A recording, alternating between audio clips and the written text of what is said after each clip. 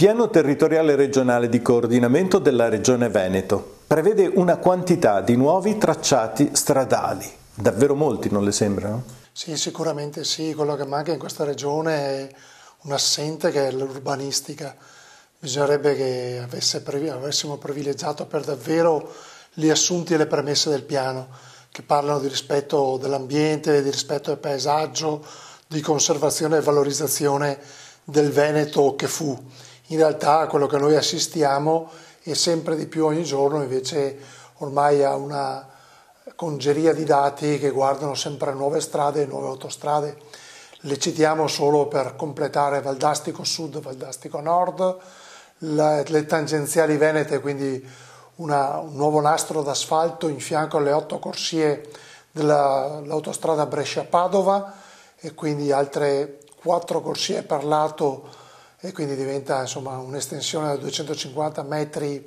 di allargamento sulle tangenziali, la Nogara Mare, la Romea Commerciale, il grande raccordo anulare di Padova, la camionabile che collega Padova a Venezia, tanto per citare i pezzi insomma di strade e autostrade più famosi, ovviamente seguiti da un'infinità di raccordi, opere minore, bretelle, collegamenti tangenziali di centri urbani che danno l'idea in qualche modo che quello che conta è la rendita fondiaria.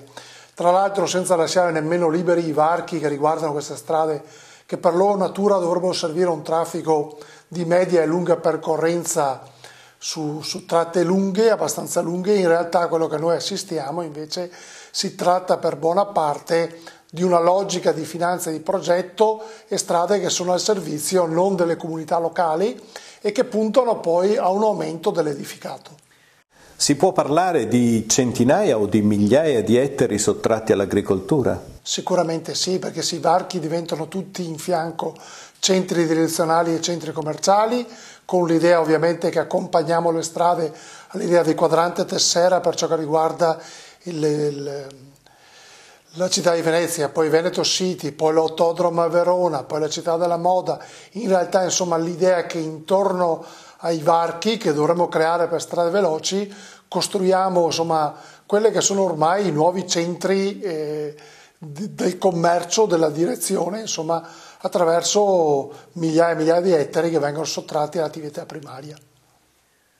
E tutto questo senza che si parli minimamente, si progetti minimamente un raccordo delle diverse forme di trasporto, quella che una volta si chiamava intermodalità, il trasporto su gomma, il trasporto su rotaia, il trasporto aereo e quello marittimo. Non è che il piano non le preveda, in realtà il piano prevede che ci dovrebbe essere l'intermodalità, però gli investimenti che riguardano ferrovia, che riguardano porti, che riguardano aeroporti, per loro caratteristica non hanno la possibilità di essere appetibili alla finanza di progetto e quindi compaiono dentro il piano, ma mentre per le strade si opera attraverso un meccanismo che le banche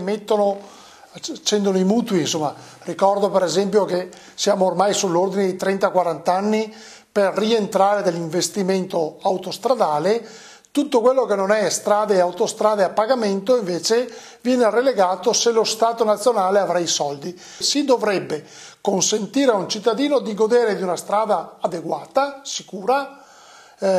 normale, per chi va veloce la possibilità di pagare un pedaggio per avere la strada che va veloce. Ma se tu in un determinato territorio elimini perché non fai le manutenzioni previste la cosiddetta impropriamente viabilità minore, il dato è che nella sostanza tu offri solo un servizio a pagamento. Rispetto a questo panorama catastrofico, non le sembra che ci sia una omogeneità di tutte le forze politiche? Perché qui non si vede una opposizione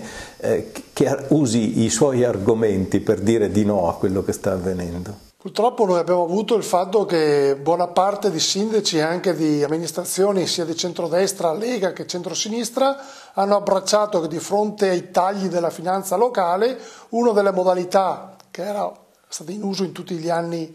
90 e 2000 è stato l'aumento delle entrate da ICI. Quindi un terreno libero da servitù, un terreno verde era un terreno che non valeva nulla in termini economici perché non produceva reddito né per il comune né per altro. Quindi abbiamo visto anche una montagna di capannoni che oggi hanno la scritta fuori affittasi o vendisi al pari di appartamenti e case sfitte costruite usando la Tecno Tremonti o la Tremonti Ter, che prevedeva un abbattimento delle tasse, ma che erano magari non tanto un'idea al servizio di un bisogno reale, ma molte volte rispondevano insomma in qualche modo a un elemento di un futuro che dovrebbe essere un futuro che sicuramente mette paura, perché noi vorremmo che il bilanciamento dei tre settori, il primario, il secondario e il terziario, fosse fatto con la dignità e un rispetto dell'economia che serve in tutti e tre i settori. Non le sembra che in assenza di una posizione politica netta su queste cose ci sia bisogno di una soggettività politica a cui la CGIL potrebbe essere e la FILT, la Federazione dei Trasporti, potrebbe essere come dire, interessata a promuovere, perché poi alla fine si tratta di difendere i diritti dei lavoratori in questo modo, che non sono difesi da altri? Noi non possiamo come organizzazione sindacale sostituirci ai partiti politici. In questo Veneto servirebbe che ognuno facesse al meglio il suo mestiere e che i partiti tornassero a occuparsi delle questioni reali, che sono il lavoro, i diritti dell'ambiente, i diritti delle persone, condizioni migliori di vita per tutti, e quindi anche gli aspetti economici fossero sostenibili in un contesto che non può vedere un peggioramento della qualità della vita. Parliamo della Pedemontana.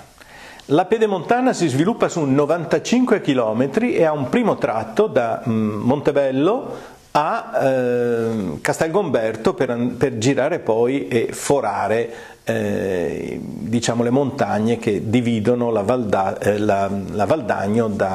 dal centro vicentino. Ma si giustifica questa scelta proprio nella Val d'Agno di un raddoppio in una gola che è strettissima di strade che si sovrappongono e si interferiscono fra di loro? Io nutro forti dubbi su tutte le opere che sono state prodotte in Veneto. Faccio un esempio: se stiamo andando verso la saturazione della 4 per ciò che riguarda le 3-4 corsie, la domanda è se in realtà la costruzione di un'altra corsia, visto che lì ho già vincolato dei suoli e delle aree, non risolva quel problema lì. Se io penso di rispondere a un bisogno di saturazione di un'autostrada attraverso la costruzione di altre due strade che corrono praticamente parallele alla prima, stiamo parlando quindi in questo caso della Pedemontana e nell'altro caso della chiamiamola Nogara Mare, insomma Nogara Mare Adriatico, la domanda è di capire se lì sono io che con la scelta dell'autostrada induco anche dei bisogni e promuovo quindi i bisogni, o se invece c'è un bisogno reale. Il rispetto dell'ambiente, del paesaggio, delle condizioni dell'economia, dovremmo pensare che anziché spendere i pochi soldi e le risorse che abbiamo in sempre nuove strade, la cui inutilità molte volte è conclamata fin dall'inizio, magari pensare di investire di più in formazione, in ricerca e innovazione tecnologica e scientifica.